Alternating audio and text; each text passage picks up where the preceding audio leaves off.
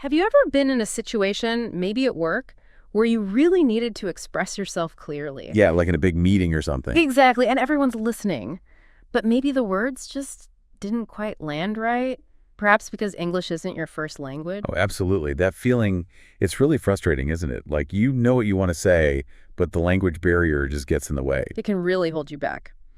Well, today we're going to do a deep dive into a story just like that. Okay. We're looking at someone, let's call him Alex, who found himself needing to get much better at English very quickly for his job. And there's someone else involved too, right? A colleague. That's right, a colleague named Riley, who actually played a pretty big part in helping Alex out. Interesting. So our mission here is to kind of unpack what happened, understand the challenges Alex faced, the support he got, and crucially, the actual steps he took. Precisely.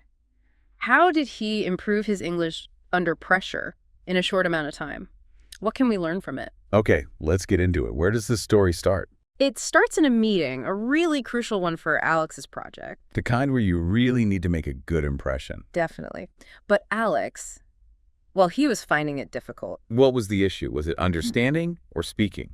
Our information suggests it was mainly the speaking, explaining the project clearly, getting the grammar right. He just couldn't represent his work properly. Oof, you can almost feel that sinking feeling, can't you? Mm. Knowing the ideas are there in your head, but they're not coming out smoothly in English. And worse, the boss noticed. Big time. Uh-oh. How did the boss react? Not well. It was pretty direct, actually. The boss told Alex, basically, improve your English in 1 month. 1 month. Wow. Or you might lose your job. That is serious pressure. Just 1 month. Huge pressure. And we found out this job wasn't just any job for Alex. It was vital. He was supporting his family. Ah, so the stakes were incredibly high for him personally. Very high. His father had passed away. His mother didn't work, so Alex was the main provider. Losing this job would have been devastating. And the boss's perspective. Why the hard line? From the boss's side, it seemed pretty straightforward. The clients, you see, they only spoke English. Okay, so it was a business necessity.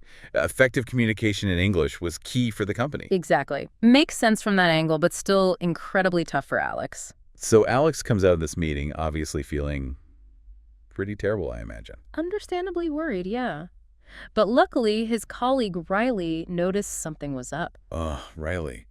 So Riley saw he was distressed. Yeah, saw Alex was upset after the meeting and, went over to ask what was wrong, which is great, isn't it? Having colleagues who actually look out for each other. It really makes a difference. Did Alex open up? He did. He explained about the meeting, the boss's ultimatum about his English skills.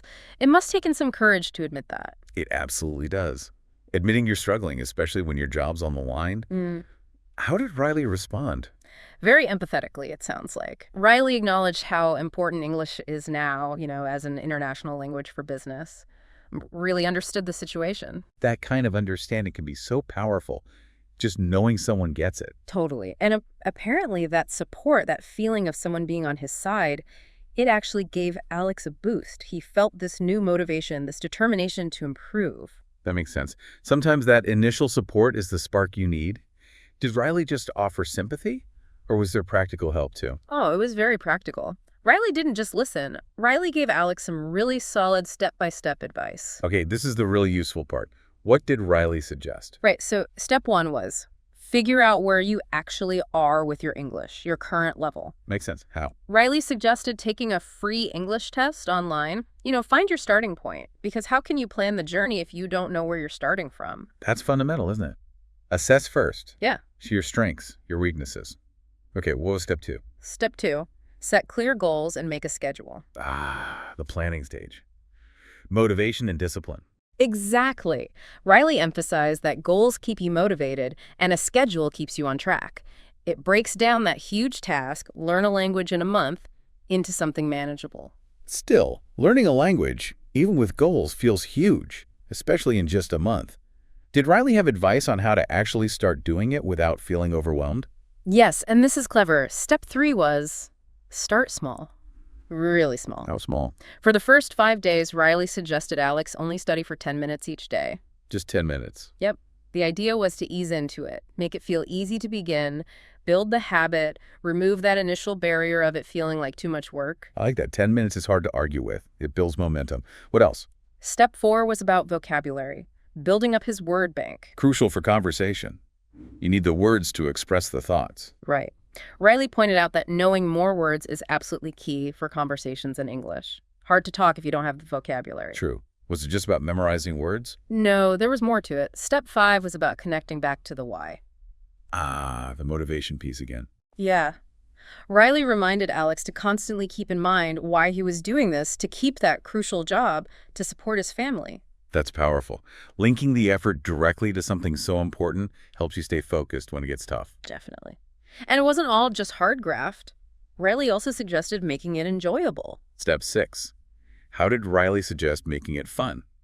Things like watching English movies, maybe listening to podcasts in English, basically finding ways to learn that felt comfortable and engaging, not just like homework. That's smart. If you enjoy it, you're more likely to stick with it, and you probably absorb more too. My thoughts exactly. Learning doesn't have to feel like a chore. Okay, and the final piece of advice. Let's see, we've got assessment, goals, starting small, vocabulary, motivation, making it fun.